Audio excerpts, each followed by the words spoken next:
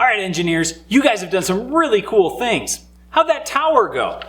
When you were building your tower, did you find out that different sheets of paper or different types of paper worked better as building materials than others?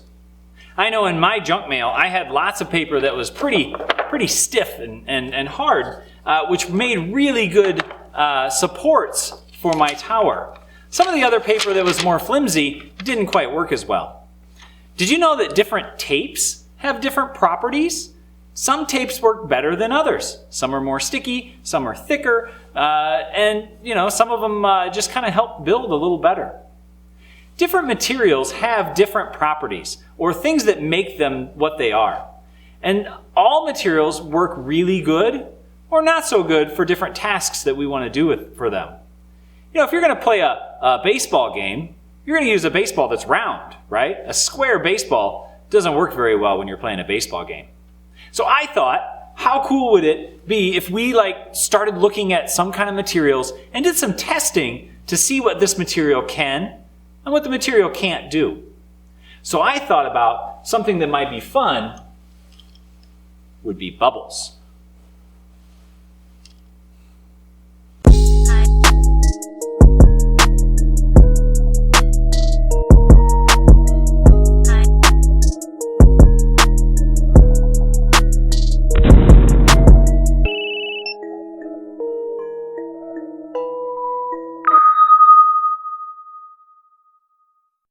One of the properties that all materials have is what we call the state that the material is in.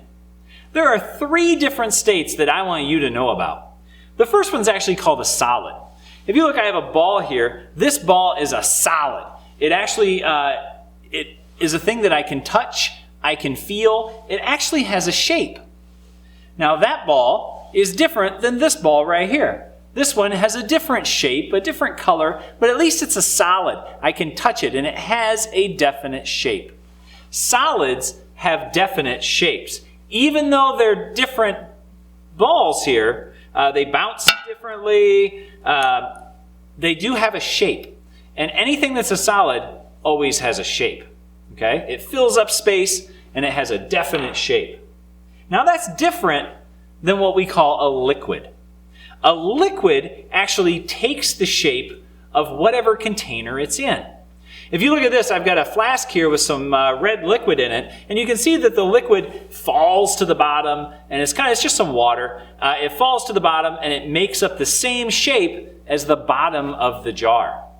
Now this still has a definite volume. It still takes up space. It still fills the bottom of the space, but it makes the shape of the container.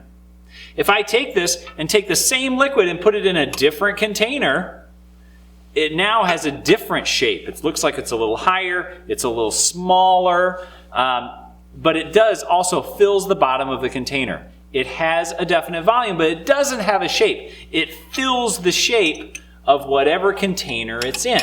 It's still the same amount of stuff, the same amount of liquid, but it makes the shape of the container.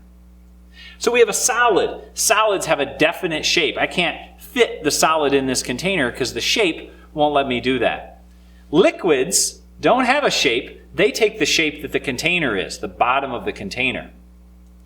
The third one that I want to talk about is actually a gas. Everybody do this. Go this. You just blew out a gas. A gas is little tiny molecules that you can't see. If you put your hand in front of your face, you can feel the wind hitting your hand. That's a gas. That's actually the same thing as a solid or a liquid, except this is tiny and invisible, and it blows out as far as it wants to go. I know there's a gas there because I can make it do things. I can take a balloon, and I can blow gas into this balloon. There's actually little tiny molecules inside this balloon hitting the outside of the balloon, trying to spread out, but the balloon doesn't let it do that. So that's a gas. You can also see gases in lots of different things. I have some bubble wrap here. Do you see the bubble wrap has the squishiness in it?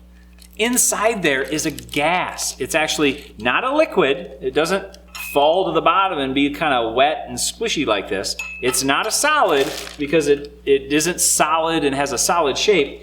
It's actually a gas. It's an invisible kind of thing on the inside there that's pushing out, trying to spread out as far as it wants. A gas doesn't have a shape. If I let that gas go, it'll fill the entire room. It'll take the entire shape of whatever container it's in.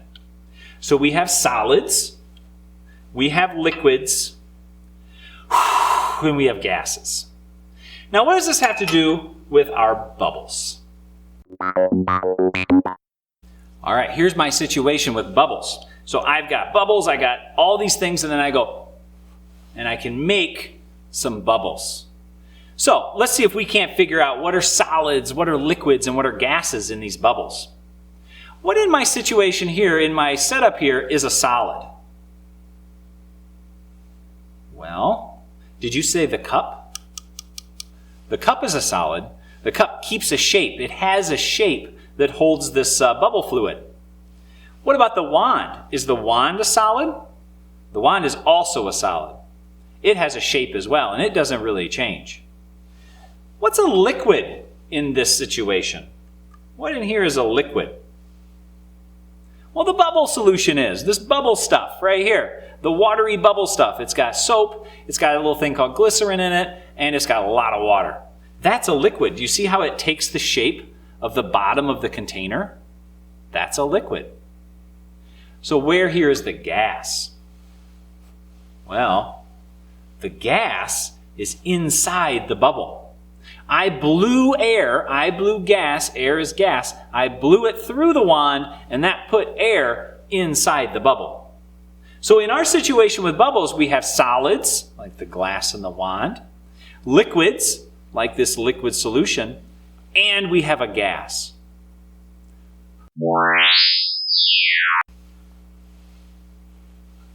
Today I have a really fun activity you can do. So what we're going to do is we're going to be playing with bubbles all day today. I want to look at the properties of bubbles. What can bubbles do and what can't bubbles do? On your worksheet, you're going to see that there's all kinds of pictures on different things that maybe bubbles can do it and maybe bubbles can't. And I want to see if you can't figure out which one of those are possible. For example, do bubbles float? Whoop. Do bubbles float? Oh, it looks to me like they float. What about stack? Can you get bubbles to stack on top of each other? Oops. There's one bubble. Oh, I'm gonna get, maybe I'll, oh man, gotta blow more than one bubble, don't I? If I get one, oh, look at that. I got my bubbles to stack on each other. Can you get that to happen? So, all of these different things. Can bubbles bend? Can bubbles land on things? Can bubbles, can bubbles make different shapes? Or do they all have to be round? These are the things that you're going to test on that worksheet. So kind of go through a bunch of those and see if you can't figure out which ones can and which ones can't bubbles do. It's going to be a lot of fun. Have a great time, and I'm going to see you next time.